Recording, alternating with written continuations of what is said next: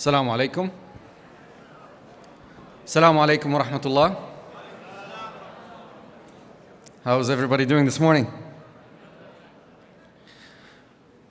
Bismillah ar-Rahman ar-Rahim. Alhamdulillah wa salatu wa salamu ala Rasulillah. My name is Basil Abu Sha'ban. I'm a member of the MAS Chicago Chapter Council. It gives me great pleasure to be here with you to welcome every one of you to our third day of the MAS-ICNA convention. Our topic today, we have a very interesting topic today. Allah subhanahu wa ta'ala tells us in the Quran, اليوم أكملت لكم دينكم وأتممت عليكم نعمتي ورضيت لكم الإسلام دينا. Every Muslim believes in their heart that Islam is a religion that is best fit for any time, any place, and any situation. We believe it. We iterate it on our tongues. The question that poses itself is, can you defend it? Can you actually answer questions if someone challenges you on the relevance or best fit of Islam in certain situations? In today's age, whether you're a 15-year-old young man or young woman, young brother or sister asks you certain questions and says, well, this was relevant for the Sahaba. Today is different.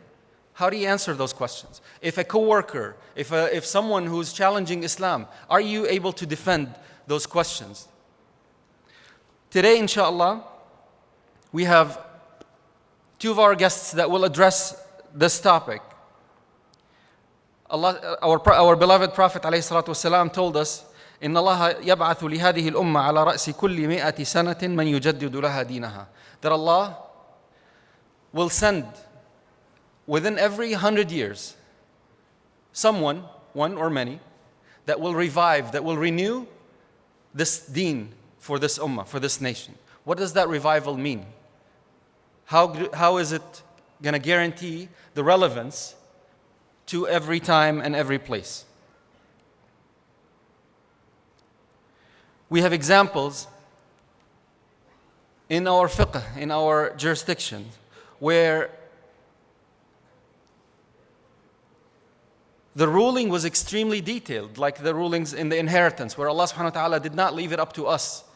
He actually went into very, very specific details in how, if somebody passes away, who gets what and how much. In other examples, like in the fiqh of hunting, Allah subhanahu wa ta'ala concluded in the verse, يَحْكُمُ بِهِ ذَوَا عَدْلٍ مِنْكُمْ. It was left for a couple of people with certain characteristics.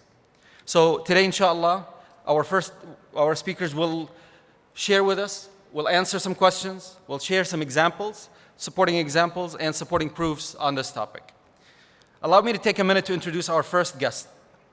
She was born in Raleigh, North Carolina, raised in San Diego, California, married to Sheikh Jamal Diwan. She's working on her master's in Arabic Studies and Sharia from American University in Cairo. She holds 3 bachelor's degrees, one in religious studies, Middle Eastern Studies from University of California in San Diego, and a bachelor's in Sharia from Al-Azhar, Cairo. She's active with several organizations, served with MSA West, MAS in different capacities. She's an active member of MAS. She participated in scholarship. She holds a scholarship from IAU, Islamic American University. She participated in the International Union of Muslim Scholars on the topic of Future Scholars Program in 2008-2009. Please welcome Sister Muslema Purmul.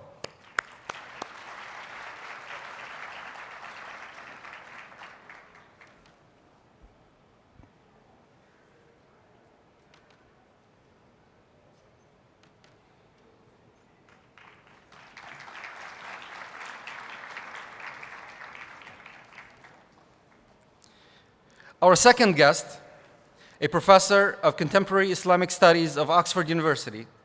He teaches, affiliated with, active with 6 institutions: Oxford University, Faculty of Islamic Studies in Qatar, University of Malaysia, Senior Research Fellow at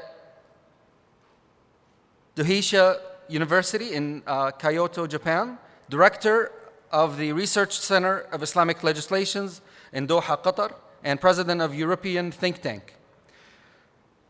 As far as his education, he holds 3 degrees, a master's in philosophy and French literature from Cairo, a PhD in Arabic and Islamic studies from the University of Geneva, several trainings, one-on-one trainings and ijazat in 7 disciplines from Al-Azhar University.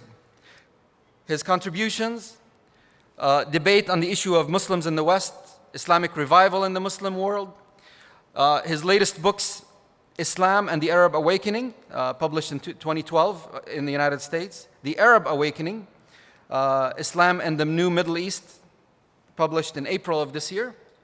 The Quest for Meaning, Developing a Philosophy of Pluralism, in 2010. Several other books. Please allow me and welcome Dr. Tariq Ramadan.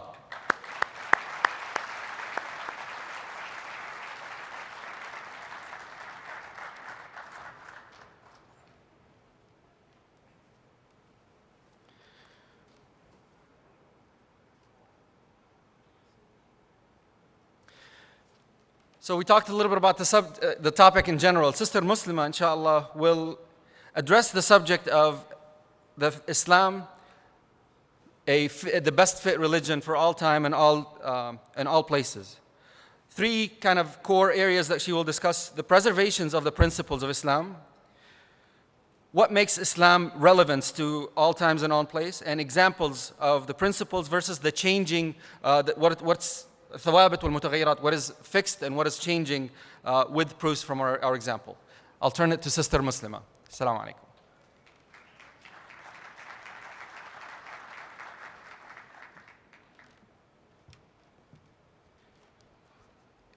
السلام عليكم. بسم الله الرحمن الرحيم الحمد لله رب العالمين والصلاة والسلام على خير المرسلين محمد النبي الأمي وعلى آله وصحبه أجمعين. سبحانك لا علم لنا إلا ما علمتنا إنك أنت العليم الحكيم. رب اشرح لي صدري ويسر لي أمري واحلل عقدة من لساني يفقهوا قولي. Again, I'd like to start by saying that it's an honor to be here today, and once again to apologize for speaking in the presence of my teachers, Dr. Tariq Ramadan, who has benefited so many of us in our development and understanding the Sharia. Some of the students in Egypt, we would get together and read his book together. We had a halaqah of just reading some of his texts while we were studying in Azhar, and we gained a lot of, alhamdulillah, beneficial insights through those texts that we would not have otherwise come across. So again, it's very embarrassing to be speaking in front of someone who I respect so much, and a privilege and an honor. The topic that I have is also, again, the reason why it's a little bit embarrassing is because he addresses this in the first part of his book, Radical Reform. So literally, to talk about الثوابت المتغيرات, if you really want to know, read his book. The first part of Radical Reform, he goes into detail about what this means and the ramifications for this as a community when it comes to fiqh in our day and time. The 3 areas that I was meant to focus on, I'm going to try to do quickly because I believe that we should hear from the source of the book rather than hearing from the person who read the book, the student of the book. But one thing that I wanted to emphasize is that we have in our community a fear of Islam. Muslims are afraid of Islam. We have Islamophobia within the Muslim community because we don't understand it. There are people who are afraid of the Sharia. They're afraid of how rigid it could possibly be. And that's not because of knowledge. That's because of misinformation that we ourselves spread based on our own lack of knowledge, our own lack of experience with the Sharia. And so this is why Islamic literacy is important for every single Muslim. You don't need to go to Azhar to become literate Islamically. These are, alhamdulillah, there's so many different programs here in America now that are available. And I emphasize this because after going to Egypt and after studying, I became more flexible, more open-minded, and more appreciative of the system that Allah subhanahu wa ta'ala has given us. It made me more confident. The concept of, if people come and ask you questions about Islam and you don't know what to say, I can answer those questions today more confidently and with a sense of pride and conviction in what I have. When you're ignorant of your Sharia, you can't defend it. When you're misinformed, you can actually spread that ignorance as well. And subhanAllah, this is something that our communities have to really think about. Why are young people, why are converts, why are certain categories or demographics within the Muslim community so afraid of Islam? And this is something, again, that we need to alleviate through Islamic literacy. There is so much flexibility and so much rahmah embedded in the system that Allah subhanahu wa ta'ala has given us that it shocks me when I see rigidity, when I see closed-mindedness in the way that we approach the Sharia. The issue of the thawabit, those things which are constant and unchanging, and the mutaghayyirat, those things which are open to change due to different reasons that I'll get into. The thawabit, as has been summarized by many different scholars, but including Dr. Tariq, include our aqeedah, the aqaid, the belief in Allah subhanahu wa ta'ala, His angels, His books. All of these things are thawabit. They don't change. Kulliyat al-akhlaq, those aspects of our character that are, that we're encouraged to hold to. Those are things that are unchanging. Honesty will always be a part of Islam. Modesty will always be a part of Islam. Kulliyat al-akhlaq, characteristics that we're supposed to have. Some of the scholars mentioned al-arqam, wherever you find in the Quran specific numbers mentioned. And there's a slight difference of opinion on this, but this is also an area that is considered by some of the scholars to be from the thawabit. And also another area that some mention, others don't, are the maqasid, the greater objectives of Islamic law. So when you think about what is the purpose of the Sharia, some scholars summarized it as to prevent harm and to bring about benefit. That was a summary definition. But others went into it deeper, and they said if you go through the Quran, if you go through the Sunnah of the Prophet Muhammad ﷺ, you find that this Sharia seeks to protect certain core values in society. These are also unchanging: the protection of deen, of religion, the protection of life, of wealth, of family, of honor, of intellect. Unchanging, because they are extracted from the roots and so many different sources. And so what they mention is, subhanAllah, that you can have a single verse of the Quran which is a clear text. That single verse of the Quran which is a clear text is something that is also unchanging when it comes to fiqh. However, when you have a value that is reconfirmed by so many different texts, it becomes even more emphasized. So the maqasid are at that level. You have so many different texts that all emphasize these core values. So that takes us to those things which are open to change. Oh, and I skipped a couple of important things, very important things. When it comes to the area of fiqh also, which aspects of fiqh are unchanging? It's summarized as, and I'll get into the definition, nas al-Quran wa sunnah. And the word nas here doesn't just necessarily mean the text itself. It means the clear text, which cannot be interpreted in more than one way. This also is what is referred to by some of the scholars as those texts which are qat'i in dalala and qat'i in thubut. So those texts which are absolute in their source and absolute in their meaning. So now we go on to the mutaghayyirat, those things which change. And basically that's everything else. Those texts, they can be qat'i in dalala. It comes from the Quran. But it's not qat'i, it can be qat'i in thubut, but not be qat'i in dalala. So its source is actually absolute, but the meaning the scholars have differed on. And it's open to that level of scholarly interpretation. And so subhanAllah, when you think about this, when you think about everything else is open to some level of change and interpretation, that this is deliberate. Allah subhanahu wa ta'ala embedded our sharia with this level of flexibility. It is meant for all time. Shaykh Qaradawi talks about that the sharia is for khulud, it's for eternity. This is not something that is so rigid it can only apply to the 7th century of Saudi Arabia. It's something that's so flexible that any society in any time can take this system and it will bring life to that society. And it will be flexible enough to adapt to the needs of that society. So giving just some examples, what are some of the areas that cause differences within the legal tradition? The difference of time and place. So an example of when a legal ruling may change because of time, because of Years have passed and new needs have arisen as a result of the passage of time. The example that Sheikh Qaradawi mentions in one of his texts is the fact that we now have marriage contracts registered in the Muslim world. Earlier on, marriage contracts were not registered, they were not paper documents. But today, to get legal rules, legal rights according to the Qanun, according to the law of a land, these things have to become registered at a legal level. And this also started in the Ottoman Empire or in the Turkish times.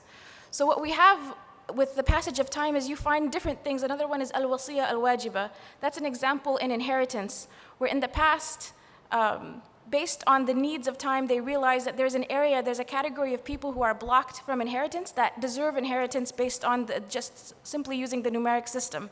So then the different Muslim countries, they applied this concept that if a son were to pass away, then from the 1/3 of his wasiyah that gets distributed before the rest of his wealth, then that third necessarily has to go to the family of that son who has passed away, because otherwise he would be blocked in the inheritance system. So this is just another example of how, with time, things changed.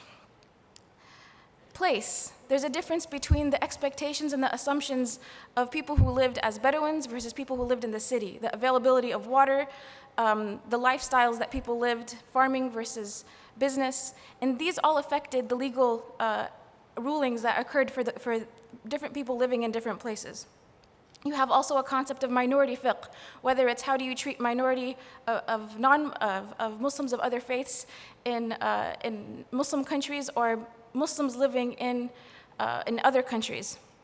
And in the past, sometimes they would categorize this as Dar al-Islam and Dar al-Harb. And alhamdulillah, this was, some of the scholars, they said, no, this is a wrong attribution. It's not Dar al-Islam or Dar al-Harb. It's Dar al-Qabul or Dar al-Salam, where Islam has been accepted, and Dar al-Dawah, the place where you're still calling people to Islam.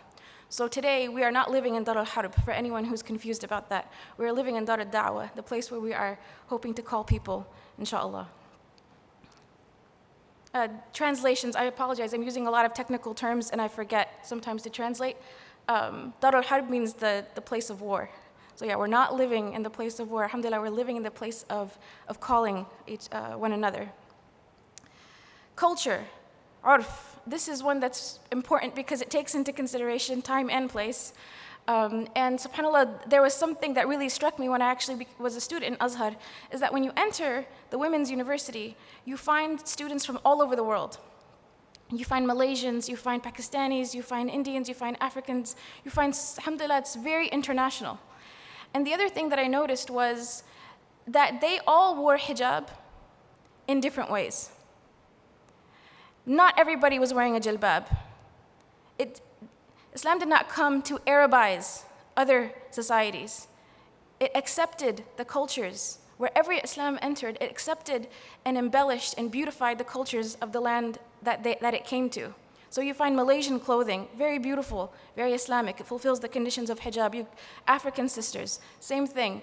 And again, this is something that struck me because a lot of times when we think about, in America, about hijab, there's an assumption that to become more and more religious, you need to wear an Arab clothing or an Eastern clothing. This is a misunderstanding. There's nothing wrong with wearing American clothing that fulfills the conditions of hijab. And it's actually something that makes Islam palatable to the land that you're living in. It's something that a non-Muslim woman who sees a Muslim woman dressed in a particular way thinks, you know what, I can do that. That's not so far from me. That's not so foreign that I have to give up all of my cultural identity to become a Muslim. And this is a significant point that I hope, inshallah, Dr. Tariq will get more into. Context. There are different needs that arise in different societies. In America, for example, the whole concept of buying a house on interest, based on the fact that there is a widespread need. And Sheikh Qaradawi talks about this. This is a different context than someone living in a different country. And so there are different exceptions made because of this. Whether it's student loans, whatever it is, different needs become an area that allows for a change of opinion or a difference in opinion. The abilities of people. The idea, for example, that today in the modern world, this was asked last night about women traveling. that the concept of a woman traveling by herself and her safety being ensured is very different today than it was hundreds and hundreds of years ago. We're not on a horse in the middle of a desert by ourselves, open to highway robbers. That's, subhanAllah, it's a very protected path wherever we travel. And the final example that I'm going to bring up is the idea of new information. That as the world experiences and as scholars get exposed to new information, this necessarily has to affect their legal rulings. And again, Dr. Tariq talks about this in his book when he refers to the fact that you have scholars of texts and you have scholars of contexts. And that for a mufti, he has to really have a deep understanding of the context. And yet he cannot necessarily be specialized in sociology, but he can speak to the specialist in sociology or in medicine so that he comes to the most appropriate ruling. And subhanAllah, you look at this today, and in modern medicine, there are so many different advancements that abrogate some of the earlier rulings that we find or statements that we find in our historical texts. So we don't have taqdees of the Sharia. We don't have this concept of, the difference of opinions are all, or the madhahib and what we get from them, they're all sacred. We have to stick to what they said. It's not sacred. The texts are sacred, but the opinions are human. The texts are sacred, but the opinions are human. And this is why it's important, because once this becomes understood, for us as a community, we become much more open and flexible, and we have the rahmah, and we embody the rahmah of the Sharia within the ways that we deal with one another and within the ways that we deal with the greater society. I mentioned the issue of medicine. Just a funny story is that in the past, whenever they wanted to say that a certain scholar was, born a genius or was, very, very smart, they would say things about him like his mother was pregnant with him for 4 years. Or his mother, this person, the scholar, was in his mother's womb for 2 years before he was born, and things like this. And we know because of medicine that this is absolutely impossible. So today, when we're giving a biography of a particular scholar, it would be ludicrous for us to say Imam Shafi'i, his mother was pregnant with him for 4 years, right? This is just a simple example. But there are other ones. SubhanAllah, I get questions about istihada versus hayd, and that are related to new forms of birth control that women are taking that cause different types of irregularities. I have to consult my best friend who's a doctor, and I ask her, okay, this is abnormal, this is irregular, match the text of the Prophet Muhammad ﷺ to how the medicine is affecting the body. I can't just say, there's a Shafi'i opinion which says that, up to 15 days. That was the opinion he took in his time, and he said, even in his time, quote, women know more about this than we do. So he understood that this is something that we are going to have more information about in the future. Sheikh Qaradawi says the same thing. Today we have to consult doctors about these types of issues. Also, sometimes people mistakenly say that Imam Shafi'i, his madhab al-qadim and his madhab al-jadid is based on the fact that he experienced a different place. That's partly true. When he went to Egypt, some of his opinions changed. But that wasn't because of Egypt. That was because he experienced new information in Egypt that he didn't have before when he was in the Sham. And that new information was texts. He discovered new hadith that he hadn't heard before, and that affected his fiqh. And you find this, subhanAllah, again, in the tradition of our heritage, that scholars would have multiple opinions on one issue, that they would change their minds. And that shows how flexible they were. So would it make sense for their students to then become very rigid about an opinion that they themselves may have changed? Right? The muqallid sometimes is, because they don't understand the process, the person who is just blindly following, they tend to be very rigid because they don't want to step out of bounds. And that's respectable in the sense that they want to follow what's best or follow what's good and be on the safe side. But if they didn't understand the process that the scholar went through and appreciate that, alhamdulillah, we have the ability, we have literacy today that is widespread. In the past, scholars would say that the awam, the masses, just give them the answer that they need, because there was an assumption of lack of literacy and lack of education. Today we have, alhamdulillah, as a community in America, everyone is very highly educated. We are more highly educated as a Muslim community in America than many other communities. So we are capable of having literacy with our Sharia.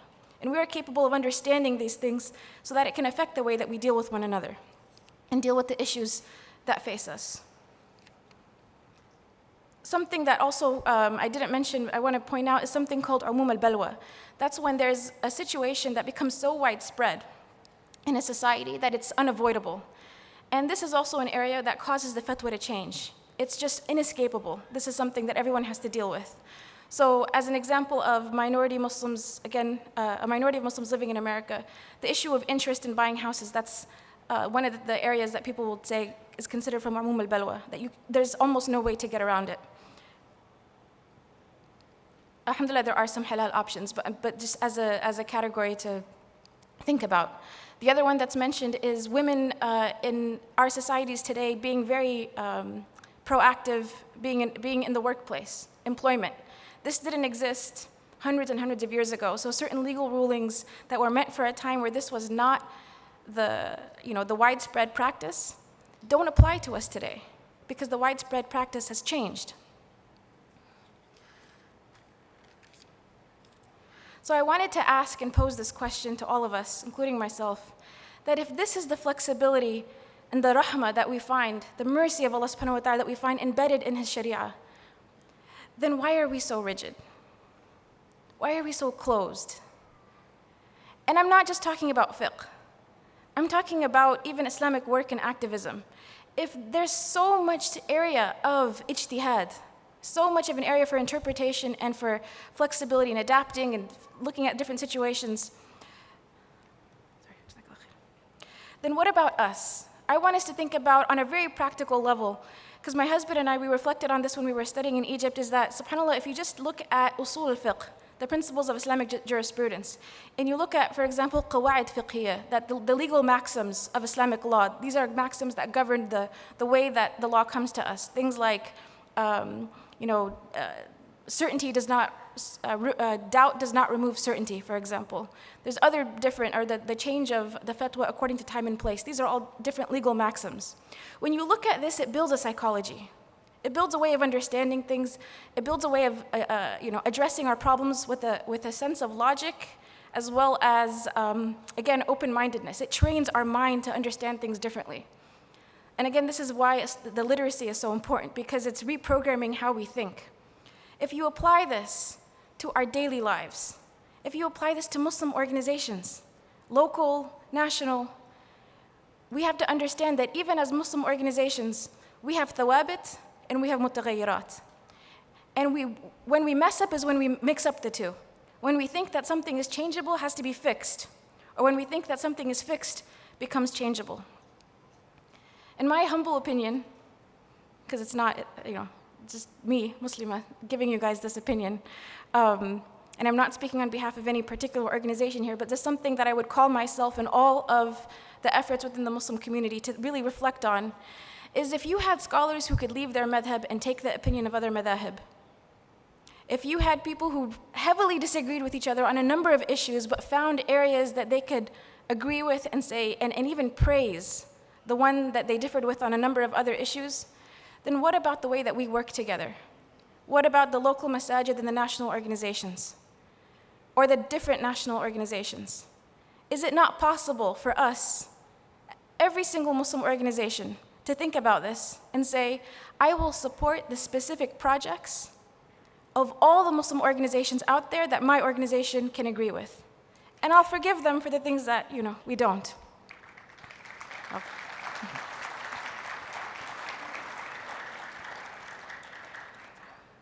This is, alhamdulillah, I'm glad that this idea resonated with the Chicago area because of the fact that, mashallah, Chicago is a city with many, many Muslim organizations. And I know, alhamdulillah, there's already a level of cohesiveness here between them. But taking it to the next level, there are projects on a national level that I think everyone can be supporting. Or at least from even within your own organizational standpoint, you can support different things from different people without that necessarily meaning that I agree with everything they do. But this project, I love it and I support it. I love what ICNA is doing with Why Islam. I love the women's shelter that they're trying to build in Southern California. I love that Zaytuna has organized something called Ta'lif that supports new Muslims. I love that Al-Maghrib does seminars about areas of Islam that much of the youth are misinformed about, especially when it comes to Islamic history. These are the things I love. And if I love these things, then necessarily, because of the flexibility that my sharia, the logic of my own sharia, pushes me to support the good in all of these different organizations, local and national. And I say this as something, as an encouragement, again, for all of us to think about, how do we think about things? How do we approach the challenges of the 21st century? Are we getting into debates? Are we calling people deviant, takfir? Don't listen to them, they're weird. This is not something that's going to promote the healthy and nurturing relationship that we need to have with one another. And if this is something that we can do with ourselves, subhanAllah, something that I noticed is that we don't do this with, we tend to be less tolerant with ourselves than we are with the non-Muslim organizations. So I can work with plenty of socialist and different liberal groups on areas of agreement, but I can't work with my Muslim neighbor on areas of agreement. And that's a problem. So thinking about Islam in the 21st century, yes, there's Sharia, and I went into it, but it's also very practical. How do I think, and how do I live? And how do I seek to really make a difference in our time? And subhanAllah, I really do believe that for the 21st century, if this generation, if the generation that was born and raised here, alhamdulillah, we don't know about all of the drama that our parents experienced when they were building these institutions, that our generation can really change the tide of the way things are going and approach one another with an open mind. And I invite the parents to that as well. I'm not trying to cause a separation. But thinking about the fact that for Islam in America to change, we have to all be able to work together. And the Sharia provides us with some amazing guiding points of how to do that. So I say this, and whatever is beneficial is from Allah subhanahu wa ta'ala, and whatever is wrong and mistaken is from myself and the shaitan. Jazakumullah khair.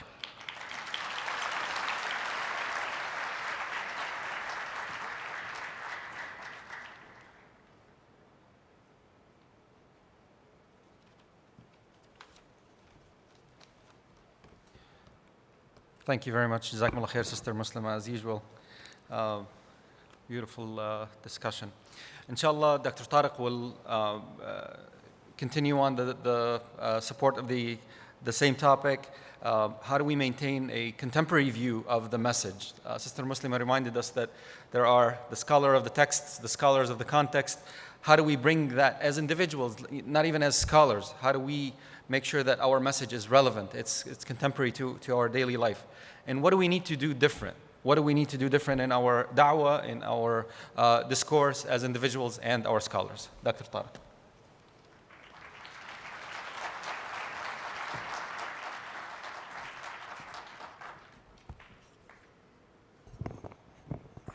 أعوذ بالله السميع العليم من الشيطان الرجيم بسم الله الرحمن الرحيم والصلاة والسلام على أشرف المرسلين سيدنا محمد وعلى آله وصحبه أجمعين ونعوذ بالله من شرور أنفسنا ومن سيئات أعمالنا من يهدي الله فهو المهتد ومن يضلل فلن تجد له وليا مرشدا ونشهد أن لا إله إلا الله وحده لا شريك له ونشهد أن محمدا عبده ورسوله أيتها الأخوات أيها الإخوة أحييكم بتحية الإسلام تحية من عند الله مباركة طيبة السلام عليكم ورحمة الله وبركاته.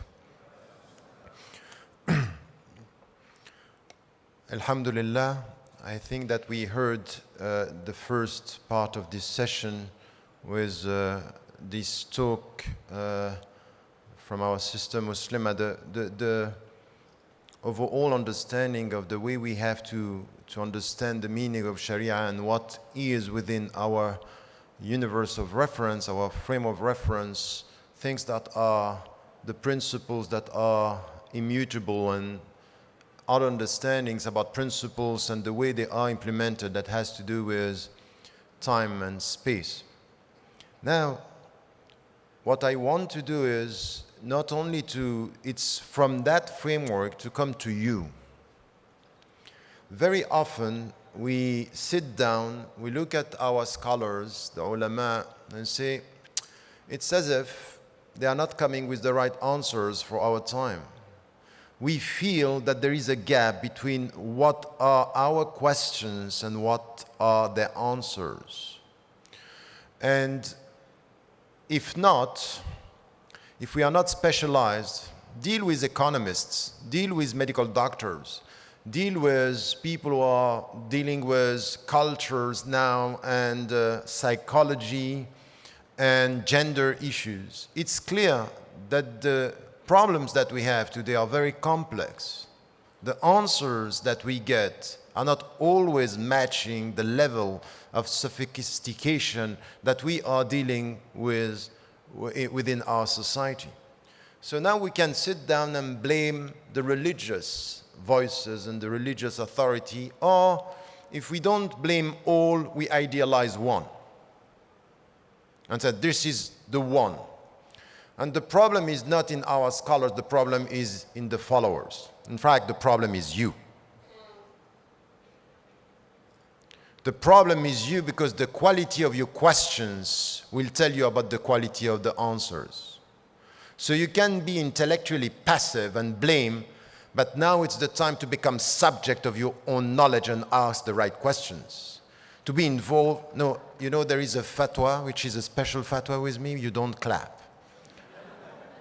And you don't say Allahu Akbar, you just think about it, and all together, if you like it, think about it. If you don't like it, think about it twice. So the point here is for us to get it right and to understand where is your responsibility. Because if we have conventions like this one, if we come to his brothers and sisters in Islam and we want our brains and our hearts to be together, is not to sit down and to hope and to idealize the past and to hope about a better future while we are passive intellectually. We are not involved in the whole process. And you, in the United States of America, in this society where you can get education and you can get knowledge, you can get it in Arabic, you can get it in English, you can get it in all the languages, your responsibility is double of the responsibility of many Muslims in Muslim majority countries. They cannot even get knowledge. So you have to take it as a responsibility. Don't take your presence in the West as something which is a liability or a problem. This is a great responsibility because you have freedom, you have scholars, you have conventions, you have time to think about, to learn, and to be much more involved in the process. And stop blaming the scholars, start by yourself. What are you providing your community with when it comes to knowledge, when it comes to understanding, when it comes to questions, when it comes to critical thinking?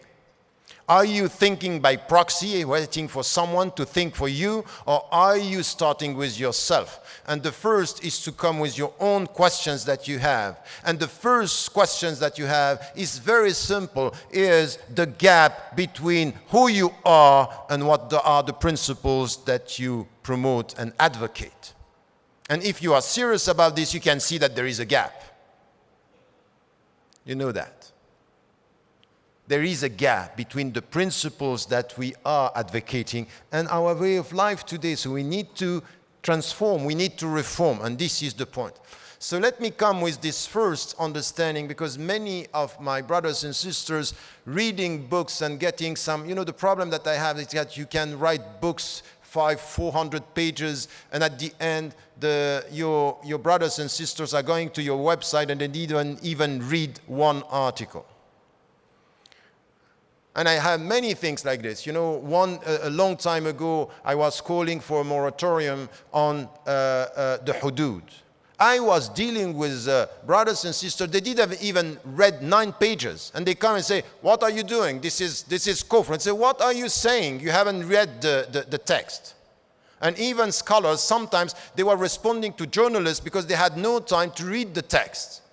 So I'm sorry, this is not knowledge. This is media attitude. This is just dealing with consumerist intellectual attitude. We have to stop this. We have to be very deep in our understanding. And you might disagree, but at least you disagree based on knowledge, not based on perceptions. And I heard someone telling me that maybe you said something like this once there. And you weren't even there. So we have to be serious about this. And the point is, what are we talking about when we speak about reform? The first attitude, and this is my position, it can be challenged because I have some people who don't agree with me on this. I am never and will never advocate reforming Islam. And the hadith that was quoted at the beginning, إِنَّ اللَّهَ يَبْعَثُ لِهَذِهِ الْأُمَّةِ عَلَى رَأْسِ كُلِّ مِئَةٍ سَنَةٍ مَنْ يُجَدِّدُ لَهَا دِينَهَا. This understanding that Allah is going to send every century someone or a group of people renewing for this community its religion has nothing to do with renewing Islam. It's renewing the Muslim minds. And the Muslim understanding of the text. The texts are the texts. We are not going to change, and you have to be serious about the texts. Anyone who is coming to undermine the very essence of our text is undermining Islam and destroying Islam from within. What we are talking about here is, if we are serious about the way we deal with history and the way we deal with cultures, the way we deal with the differences between different countries and different nations and tribes, when we come back to Surah Al-Hujurat, when we get this right, إِنَّ خَلَقْنَاكُمْ مِنْ ذَكَرٍ وَأُنْثَى وَجَعَلْنَاكُمْ شُعُوبًا وَقَبَائِلًا لِتَعَارَفُوا. The meaning of this diversity in nations and tribes means in cultures and understanding, means that on this our mind should be educated. We should get it right. So this knowledge will help us to move on. So what we are talking about here is our minds, our intelligence, our intellect should be active, dynamic in the light of the texts. So this is the tension that we have when it comes to we need to reform the Muslim minds. And we need to reform the Muslim minds means also there are two words that are important, al-islah wa tajdeed. Al-tajdeed is in the hadith that we quoted right now. And al-islah is everything about our societies, ourselves. And even ourselves. Islah nafsak means you have to reform yourself.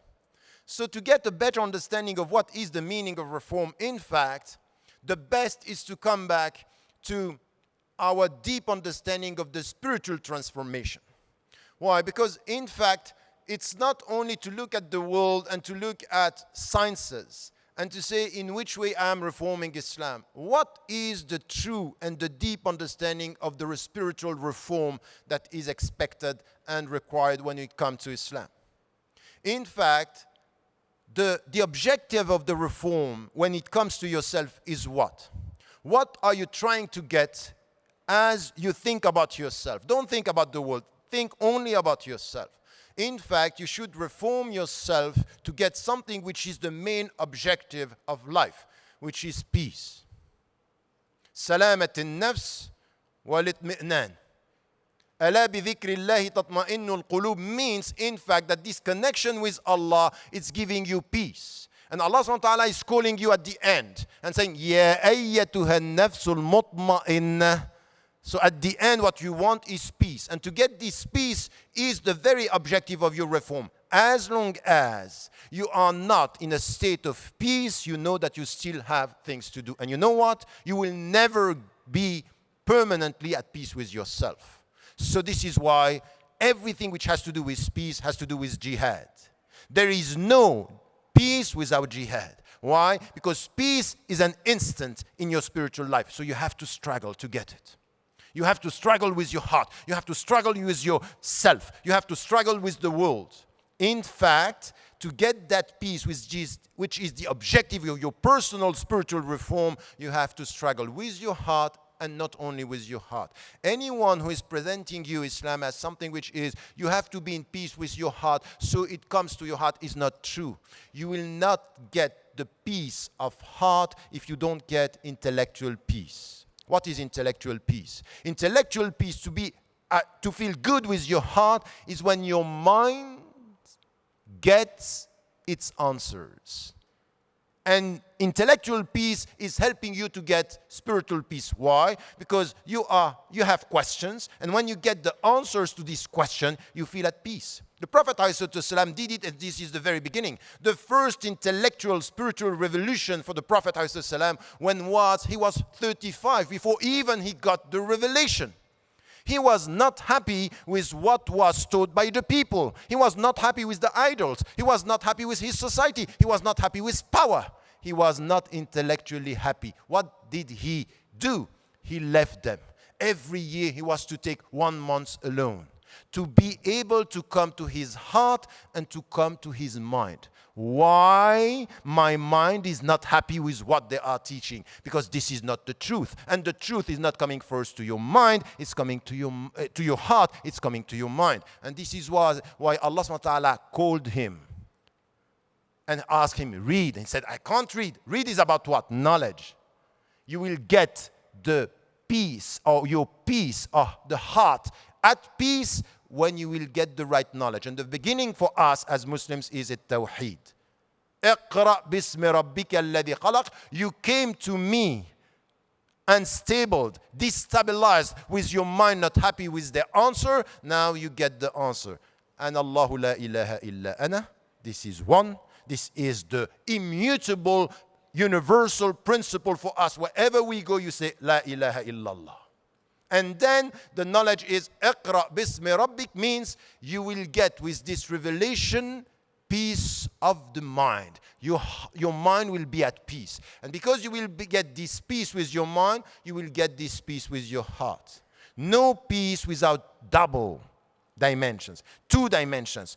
Peace of the heart based on the peace of the mind. And this is why today we all feel we live in the West and we feel that our hearts are not very much at peace in our spiritual life because our minds are not at peace with the answers that we have.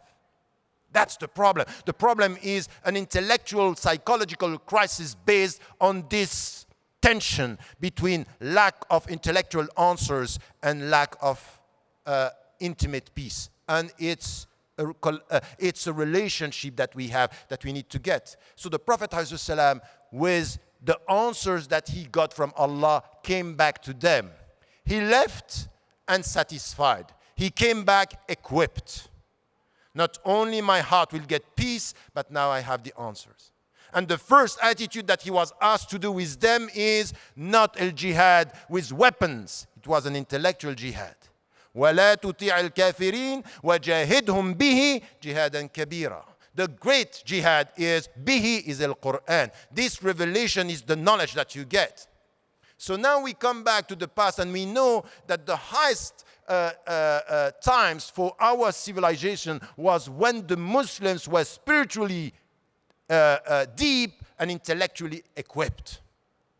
This is where they were able to face the challenges of the time with an intelligence, with understanding, never avoiding the world in the name of their spirituality. This is the new type of Sufis that we have now. The new type of Sufism is pray during the night, disappear during the day. The real Sufism is not that. The real Sufism is pray during the night to be equipped to change the world during the day, exactly as the Prophet ﷺ was. But to do this, you have to be equipped. It's not only to pray with your heart, it's to be equipped with your mind to get this. And this is where our mind should always, there is, when your mind, your intellect is not asking questions, when you don't have a critical thinking, you are in a state of stagnation. And you know what is intellectual stagnation? Is regression. When your mind is stagnant, you are regressing. Because the true meaning of dealing with the world is siru fil ard wanzuru. Go, you will see. The world is talking to you. Sanurihim ayatina fil afaq. The world is talking to you. And questions are coming from the world. Why? Because the world is changing. Even you are not changing. The world is changing. And if you don't look at the world the way it is, you are regressing. You are not in the world. You are on the margin of the world. And many could say now, for the last centuries, we have been on the margin. But you don't have excuse, you Western Muslims. Because you are in the society that we say today, they are the greatest power in economic terms, in political terms, in cultural terms. The world culture is coming from your country. You know this. What many in the South are now suffering of, it's coming from the world culture that is produced here. What is your role in this? Are you waiting for a mufti to tell you how to deal with the world culture? And say it's haram? You need a mufti just in front of your TV set to tell you it's haram? You know when it's haram. Istafti qalbak. You know what is wrong and what is right. But what is our contribution here? What is our intellectual contribution to get this intellectual peace, to get this very strong spiritual life? our reform could be only understood if we understood the very meaning of this spiritual transformation. And reform here is to transform, is not to adapt, is to change who you are. And there is something which is very important, that the Prophet ﷺ, when he got this, what was told to him is, you can change yourself if you get this very deep understanding of what Tawheed means in your life.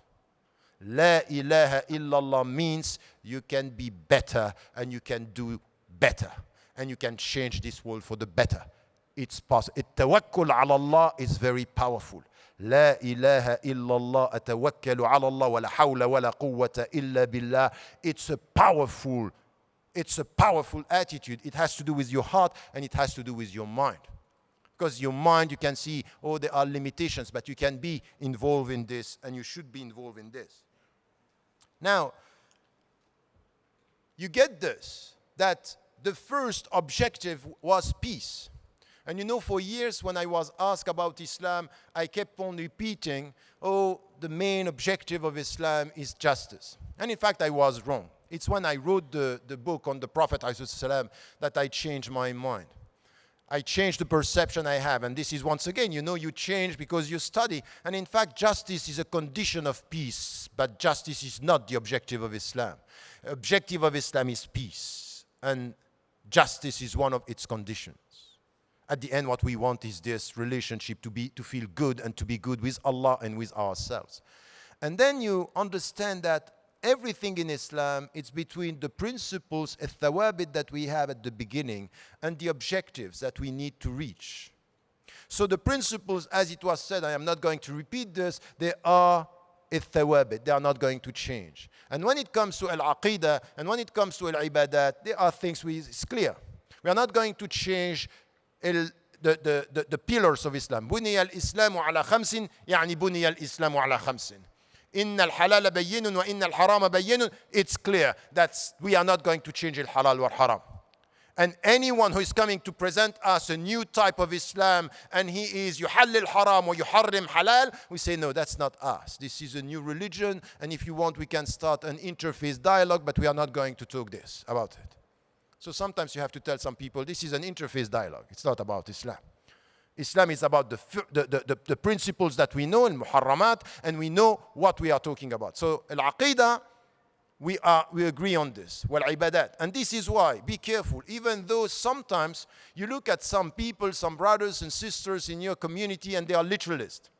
And this is a mindset that you have to change, by the way. If you are serious about reforming Islam for the good, not reforming Islam, reforming the Muslim minds, and to be faithful to the Islamic principles, if you are serious about reforming your mind, you should reform your mind towards your own brothers and sisters. In which way? When you deal with the world, sometimes you are attracted by the world. And you are attracted by the world because the world is demanding, and you can be lost in the world. And you have sometimes brothers and sisters who are very strict with the text.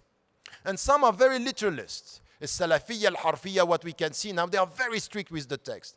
And we can just say we don't agree with them and everything is wrong. And I think it's wrong to say everything is wrong.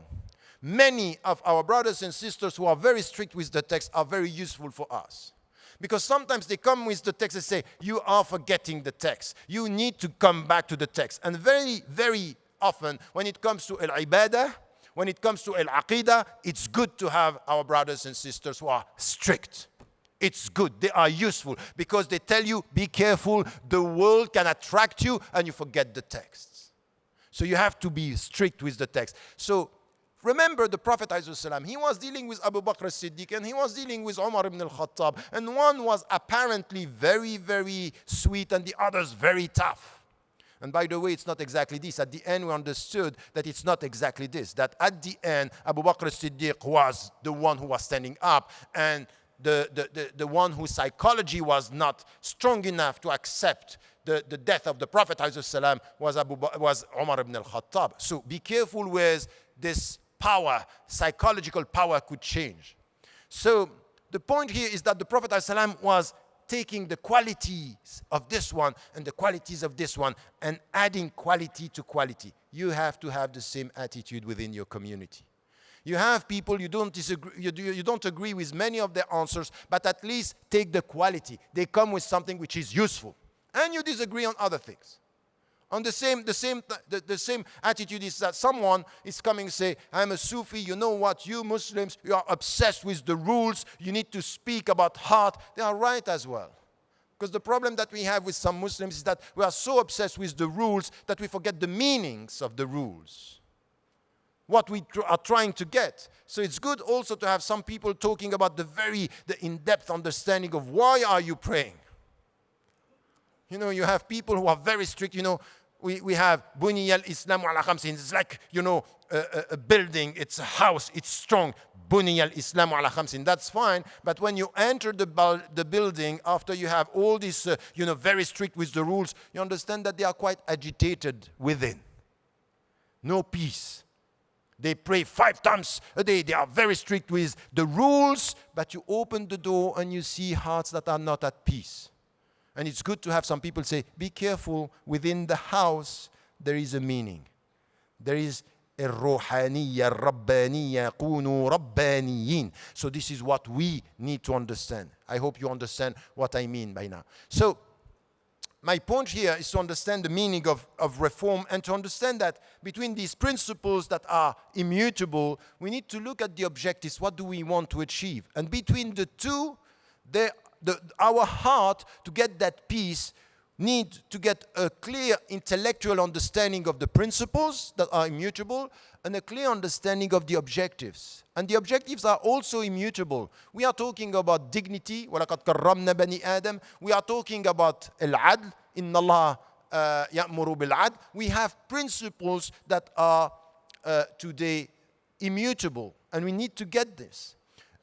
Madrasat al-Maqasid in Usul al-Fiqh, al-Juwayni, and then after this Abu Hamid al-Ghazali, al-Shatibi, and all Ibn Ashur, and today Raisuni, and people, even Sheikh al-Qardawi and others are working on this. And they have been working on this for centuries by saying what are the principles. And we keep on repeating the 5 main principles that were set as the principles of Islam. And it's right when we talk about al-din, wal-aql, wal-nafs. It's all, you know, religion, personal integrity, the self. It's al-aql, the intellect, is al-nasl, progeny. It's the goods that you have, al-amwal. And al-Qarafi added what we are translating in English by dignity, which is al-ilrd. In fact, dignity would be al-karama. But anyway, we have these principles, are principles that we need to reach. Now, we are dealing with our sources and trying to be very clear on the sources and very clear on the principles. And we are not playing with this. Now we get an understanding of there are immutable principles and we have to follow the principles to get the objective. And by the way, Sharia, it's very much about a way, a path towards objectives that we need to reach. ثم جعلناك على شريعة من الأمر فاتبعها. فاتبعها in Arabic means follow it. So we put you in a path, a way you have to follow. ولا تتبع أهواء الذين لا يعلمون. And don't follow the desires, الهوى. So the difference is there are rules and limits and principles on your way. Don't follow your instincts or your desire or the people who don't know. It's based on what? Knowledge. الذين لا يعلمون. And it's coming from where you will get this inner peace when you think. No inner peace without a mind that is aware of the challenges of her or his time. And then this is also exactly the same that we have in Islam when it comes to this tension between what we want and the objectives. What I wanted to say here, it's once again based on knowledge and based on what we are trying to get is to be at peace with al-haq, with the truth.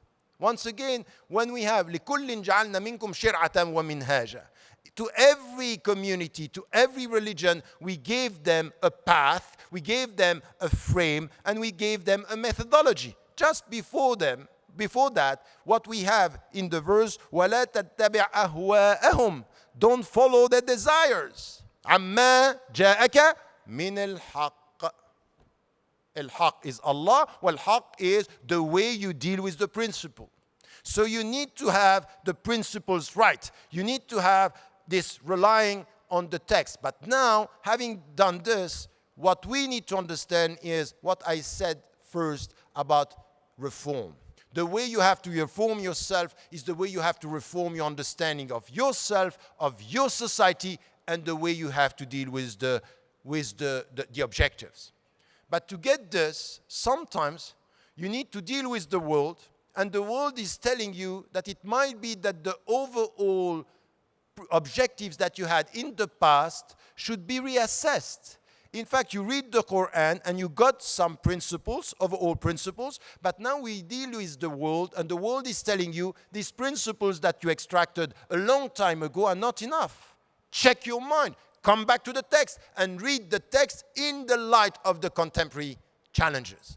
This is where we are talking about reforming our mind. The world is sending us questions, very complex. You can't today come with an economic alternative just by saying we have two principles in Islam. La riba, that there is no interest, and zakat. That's fine. Are you going to transform the economy, the global economic order with these two principles? No, these are means. Now you need to get the knowledge of how it works to use the means to reform in the light of the ends and the objectives. So this has to do with intellectual dynamism, knowledge. You get the truth. You know what you want, but you need to know with what you deal. You know what you want, but you still need to know with what you deal. What is the issue at stake?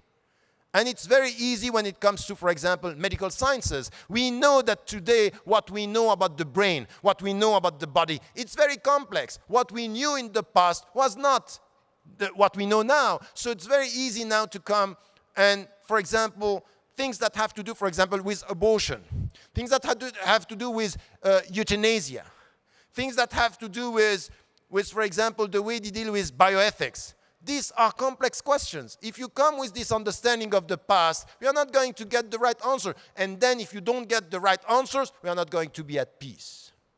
And we are not going to contribute to the challenges of our time. So we need to get the knowledge of the people who know the world the way it is now, in economy, in, for example,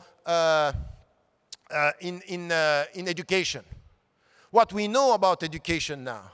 Do you think that our answer to education is the right one when we sit down in the United States of America and we say, you know what, the answer to protect our kids is only through Islamic schools? It means that you are not reading all what we know now about what is shaping a behavior in our societies today. It's not only schools. What is said today is what is taught at school, and the peer environment is only impacting on 38% of your kids. The rest is outside. Is at home, is in front of the TV set and the computer, and outside, sports and all the cultural activities. What are the Muslims doing on that? It's not by having only Islamic schools that that's it, we get the answer. That's half an answer. It's third an answer. Education in industrialized society in our world today, with all the means that we have, is much more than schools. It's the environment. And we need people to deal with this, to deal with an understanding which is a comprehensive understanding of what education means in our society.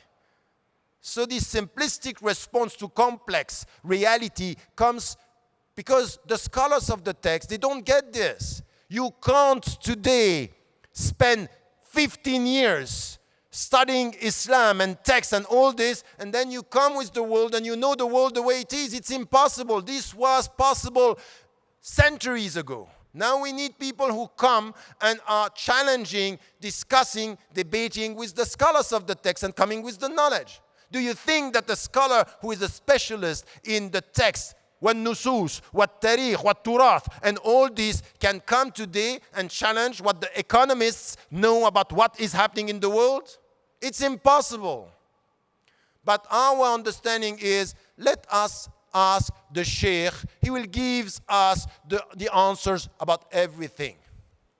So I'm going to give you another example. You know the statistics, what they are saying? Look at this room today. And the Muslims are very far. You are going to have a very important problem. And we have to deal with this. What is going to be the community answer to what is happening in education around the world today? It's transnational. It's not only in the West, but in the West is even more and more problematic than in Muslim majority countries. All the statistics are showing that by having access to education, our sisters are now doing much better than men. So they are getting more knowledge, they are more equipped, and they are much more in universities. And now our answer as Muslims is to say, you know what, sisters? You have to follow the men. And the sisters are telling you, where are these men you are talking about? And the mufti or the ulama are saying, look for them. Wait for them. Sabrun jamil, wallahu al-musta'an. مش كده؟ المصري. It's the same everywhere. And now we have to deal with this. It means that our education in our family in the coming future, this is a very important thing. It's not what are you doing with your daughters. It's a very deep discussion about what are you doing with your sons. That's it. So the problem in Islam is not women in Islam, as the West is saying. The Muslims should know that the problem is men in Islam. And this is where we want this. No.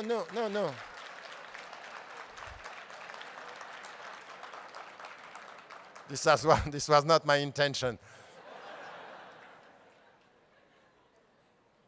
Okay. So the point here is really much to look at the problems of today and to be able to come with the questions, the right questions, because we know the reality of our world and we need to get that. So get me right now. I'm not talking about reforming Islam, I'm talking about reforming the Muslim mind. I'm not talking about reform that is just adapting to the world the way it is in the light of the spiritual reform is how do you transform yourself? Knowing that the highest level, the highest objective is peace, and then we have lots of other principles that should come. And these principles and objectives should come not only in the light of what the scholars said in the past, but the challenges. These 5 minutes? Okay. He showed it to me before. So the point is the principles are what we cannot just rely on 5 principles. Now we have to be much more sophisticated in many. No, I will finish now. No, because it's important to have questions and to open. But I forgot now. I was saying that, yes, the principles of the past, the 5 principles, we need to now to add principles depending on the fields. And who are the people who are going to help us to have more sophisticated objectives when it comes to medicine, when it comes to economy, when it comes to gender, when it comes to environment, when it comes to psychology. Psychology, it's deep. It's deep. It's the forgotten area study in our community. And because it's the forgotten area of study, we end up being superstitious. I'm not going to get married because there is a jinn somewhere. You know, all this philosophy that we have, superstition about jinn, and you know, the jinn and junoon are a reality. But it ends up in our community as de-responsibilizing us. They say, it's not me, it's something else. I'm the victim. And this is where psychology is making you a subject that is responsible. Superstition is making you an object that is not responsible. And we need to shift to come to what is your responsibility to get psychological stability. And we need to deal with this as Muslims. That's deep. That's a very deep challenge that we need to understand as Muslims as well. So having said that, I come to my last point, which is this reform that we are talking about and in which way we are dealing with all these dimensions that we are trying to avoid hawa and coming to al-haq wal-ilm wal-ahkam and this direction towards the objectives is we need to be much more involved intellectually. And who are the people who are going to help the scholars to get the right questions? And this is where I was referring to you. You are the people. You are the brothers and sisters in every field who should set and put the right questions. What are you experiencing in all these fields? For example, the center that we started, and this is where we want you to be involved, the Center for Islamic Legislation and Ethics in Qatar that we set last year, dealing with scholars. What we want is to work on 3 levels. And the first one is to get the scholars of the text and the scholars of the context to work together. For example, we have a first meeting in January in bioethics. And if you listen to what is produced by some of the bioethicists in the West, they are coming with very strong and powerful universal principles. And we have something to say about this as Muslims, but we need the scholars to come and to listen and to challenge and to produce something which is, this is the contemporary Islamic applied ethics in bioethics. This is what we need. And this is where we deal with them in closed doors, because the problem that we have with many scholars, they are scared and afraid. But this is not something that we can blame them. It's also because of you. You have a problem with the way you deal with knowledge yourself. You are very emotional. So when someone is repeating what you think is right or what you like, you are supporting him. But when you are not used to this, you can reject a scholar only because you hear or you think or you perceive that it's not what you think. We have a very emotional community. It's not a community based on knowledge, it's a community based on emotions. So this is where we are coming with scholars of the text and the context. What we need, and we are going to do this in economy, in arts, for example. Very, very important. We are talking about resisting and reforming a world culture.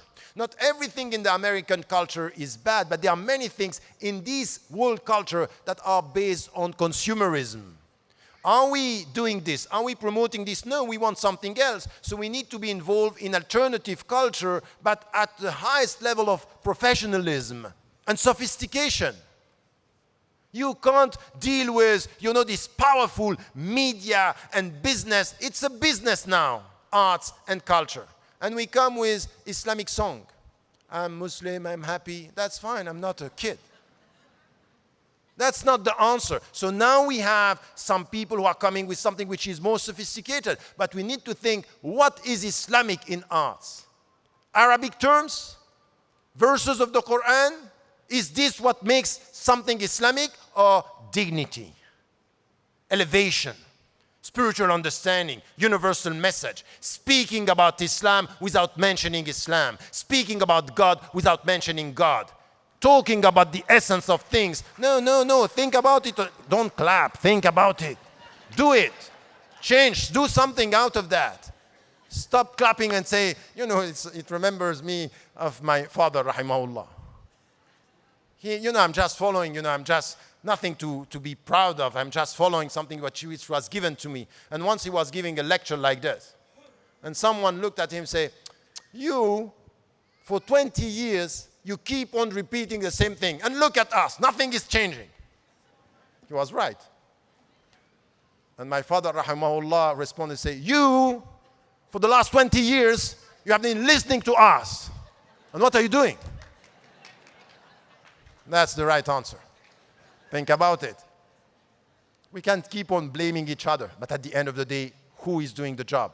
You can carry on clapping, it's not going to change anything. The starting point is to stop clapping and starting thinking.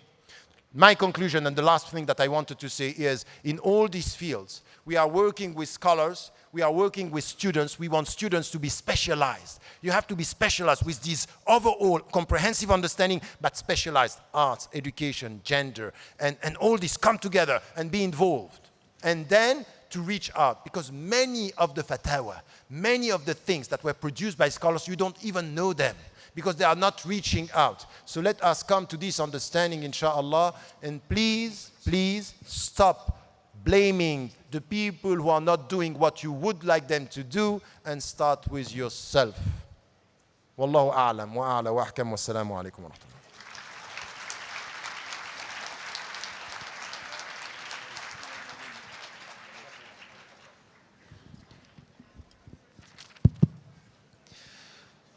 It was a tough job. I'd hate to interrupt him, but we're trying to allow, inshallah, some time for questions.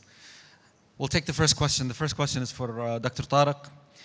You speak of the imperative of to think critically, to question, and to seek out answers, to understand the purpose of our practices. How does one go about creating a space for critical inquiry when questions and any thoughts that are not quote-unquote popular, but not necessarily un-Islamic, are labeled polemical? That's a very important question, and it in fact questions the way we are dealing with our own education. You have scholars and you have organizations, they are providing you with some knowledge, and that's fine, you can take what is given by those organizations. Now, it's important also as students and as teachers to open spaces where you have this critical thinking being allowed, and this is an important thing. You know, look, listen to what is happening and just try to understand what is happening in Muslim majority countries these days. In MENA, for example, North African country, and in Egypt and in Syria. With all what is happening, now we can see that in political terms, there are challenges that should be tackled in different ways. We need new thought. And look at what the scholars came after all this and challenged by the West and challenged by the people in the streets, the people who took to the streets and they were challenging, they started thinking, oh, we might have to start with the first thing in Islam as to our societies is freedom. Have you heard this? Rashid al-Ghannouchi, Sheikh al-Qardawi are coming saying, be careful, it's not first about Sharia, freedom first. That's it. Freedom first. So if you prevent me from getting my freedom of thinking, asking questions, we are scared. As Muslema said, we are scared of questions because we are not confident with the answers. So we better acknowledge the fact that we don't have answers and deal with the questions. But this is you. This is where you have to do the job. Open circles where you are doing this. And do it in a constructive way, please, because this is, this question, it's important because it has to do with your mindset and your attitude. Be positive.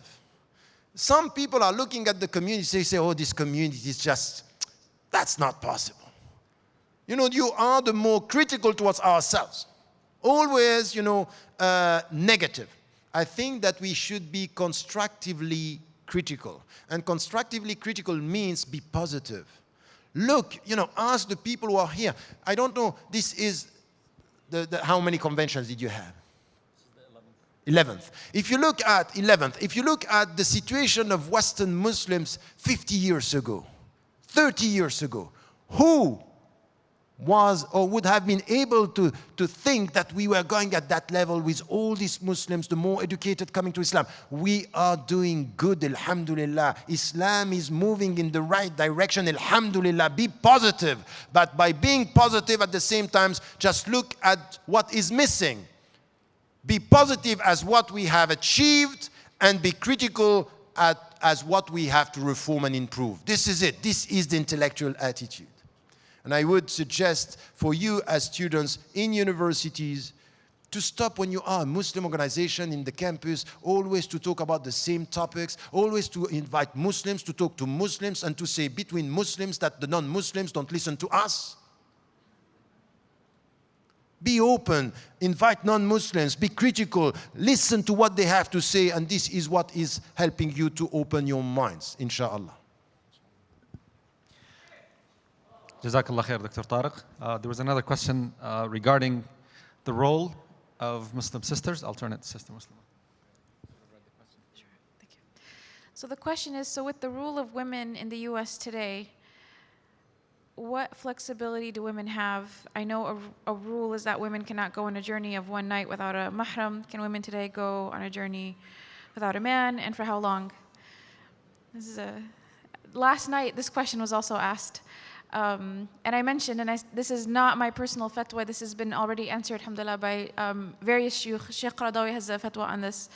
And he mentions that the period of travel was not 1 day, it was 3 days and 3 nights, if you want to go technically by the numbers, but specifically that the crux of the issue is ensuring her safety. So as long as a woman's safety is ensured, then she's allowed to travel by herself, according to his opinion. Wallahu alam.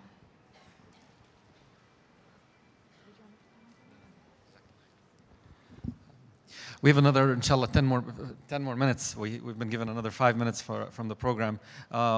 I would ask from Dr. Tariq to elaborate a little bit on the role of individuals and maybe organizations as well in the West to revive the intellectual piece, our role in answering key questions to social justice, economic justice, the answer to educations, etc. What can we as individuals or Muslim organizations can actually do? What are some of the tactical things that can be done? No, it would be not only another lecture, but a long seminar to think about the methodology. But at least what we can say today when we look at the state of affairs in our societies now or our communities in the West is it's really to start by there is a lack of vision sometimes because there is a lack of a clear understanding of what are the priorities. So this is where it's important to prioritize. What do we want to do and what do we want to put our effort first? And it's clear that, for example, now, I'm teaching a course in Qatar, and the name was surprising for many. It's Sharia, Sufism, and Ethics. You get that? I'd say it's quite difficult to get and say what is the relationship. And I think that the three things are part of one of the essence of our understanding is for us as an organization, for any organization in the West, is to get the understanding that many of the Muslims are dealing with a deep problem. Sometimes they are too much obsessed with Sharia and rules. Sometimes too much obsessed with the spiritual dimension, and they are thinking, oh, I have to reform myself before being active. Not understanding that, in fact, the best way to reform yourself is to be active. It's through action. الإيمان يزيد وينقص ويثبته العمل. It's just that your face is down, have downs and ups, and what is going to help you is the action. الذين آمنوا وعملوا الصالحات. So the first thing that we might expect from an organization is to get the right balance between rules and meanings. And what does it mean for you people, for you members, is very much to stress on the meanings of things, is why are we doing what we are doing? And to get the meanings is always to let the people speak. We need organizations that are much more listening to the members than directing through activities. So space where we have intellectual discussion, listening to some of the requests and some of the concerns. And also, look, all the people who are here in this room are not representing the Muslims in the United States. They are much more outside than inside. You need to listen to why they are not inside, why they are lost sometimes, and why they are dealing with something which could be a spiritual crisis. We have to listen more. And then there are fields that are priority fields. Of course, education is one, but I would say culture. I would say that one of the things that we have to celebrate more and to be involved more is arts and creativity. Muslims and Western Muslims in general are lacking creativity, intellectual creativity, cultural activity, artistic creativity, and it's essential now. Now it's essential because one of the main challenges that we are facing is not what is coming in our mind, but what is taking over our emotions, and our emotions are the first jail. This is what we have to liberate. So I think that this is something which is important, and also to stop idealizing the past. By also, you know, you learn from history. In one of the books that is completely neglected by many Muslims, The Quest for Meaning, I'm saying that everyone on earth, every human being today has to come back to 4 main disciplines. The first one is history. And Muslims should deal with history in another way as they are doing. This kind of idealizing the past as everything was good in the past, this is putting us in a situation that we are victimizing ourselves, that we say we cannot do it. So we should be more critical with this type of knowledge. The second is about knowledge of religions. Too many Muslims live in the States, they don't know anything about other religions. Anything about, because the other religions are sometimes sending you questions to get better understanding of your own religion. This is critical also. This is why we are here. لِتَعَارَفُوا is not a one, it's a two-way process. لِتَعَارَفُوا, it means know and let the people know you. So religion, arts, it's important, and also philosophy. Because some people and the Salafis sometimes when they knew that I was studying philosophy, say, oh, philosopher. So as if nothing. And in fact, I think it's wrong because the philosophy, it's also helping us to get the question, why are we doing what we are doing? So I would say the education is important.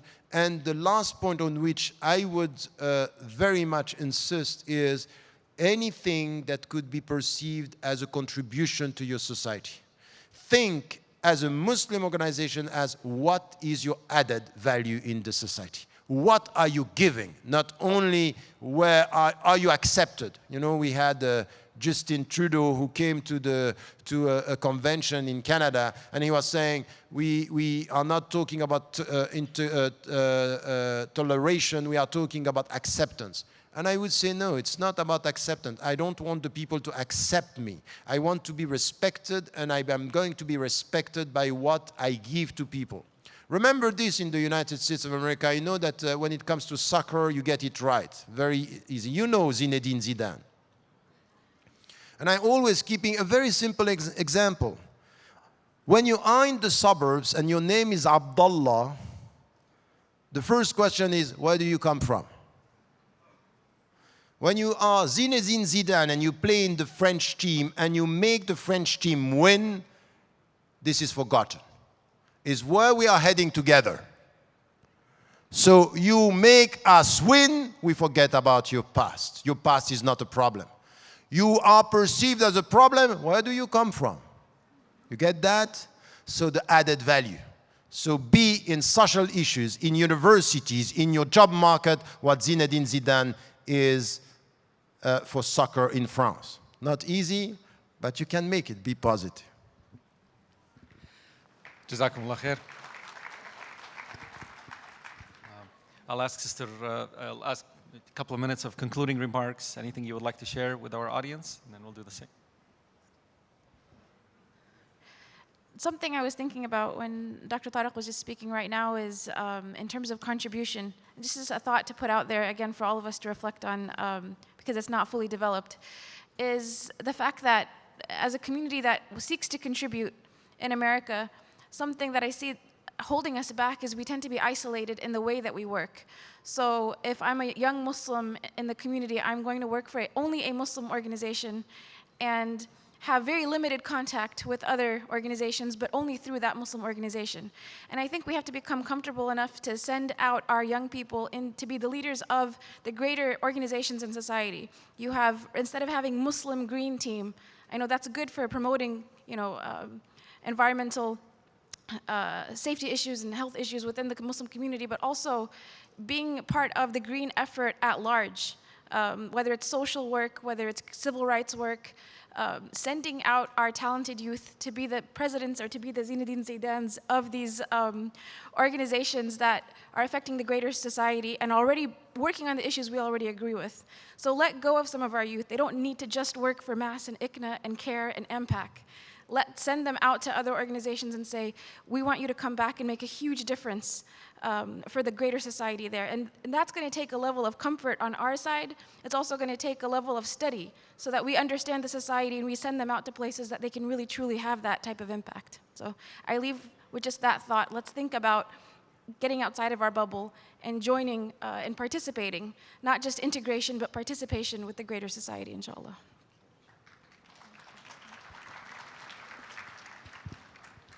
Khair, inshallah. Jazakumullah khair, everyone. It's extremely hard to conclude such a beautiful session. Jazakumullah khair for all your remarks, valuable comments. Inshallah, we would like to encourage everyone of the attendance. I hope that we all have benefited from this. Share the content. The program team wanted to, just a few reminders, share what your thoughts are. Social media in this country is the voice of the people. There's no need to remind us that the Muslim voice is definitely absent in the market. So share your thoughts. You know, if there's a comment that you heard that touched you, that you would like to share with your people, tweet it. Put it on your Facebook, share it with others. Have your voice being heard, inshallah. Most of you probably have already downloaded the convention app. If you haven't, please do so. The latest program and the program updates, the biographies of all of us speakers are on it. A couple of quick reminders, inshallah. Dhuhr and Asr prayer for travelers at 1:10 p.m. Maghrib prayer is at 4:30 and 5:55 due to space. So try to plan accordingly. Health and screening blood drive by MAS-ICNA, inshallah, outside. The Burma special event is in noon is in the Ohio meeting room. Meet the speakers in the bazaar, Dr. Tariq Ramadan, at 7 p.m. tonight, inshallah, between 7 and 7:30. Jazakumullah khair, and we'll conclude. Assalamu alaikum wa rahmatullah.